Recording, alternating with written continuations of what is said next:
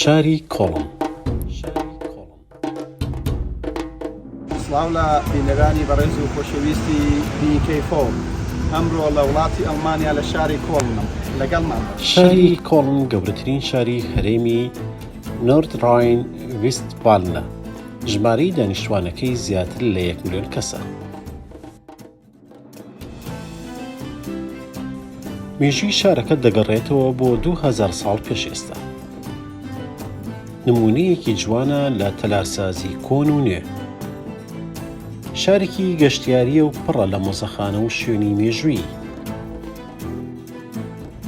ناوەندێکی زانستیە، هەردوو زانکۆی کۆڵن لەسەر ئاسی ئەڵمانیا و جیهانیش بەناوبانگە. شاری کۆڵن زۆرترین ڕادیۆ و تەلەڤیزیۆن و ڕۆژنامە و چاپخانەی تێدایە. ئەمەش کردوێتی بە ناوەندێکی ڕاگەیاندنی کاریگەر لەسەر ئاستی وڵاتی ئەڵمانیا و جیهانیش.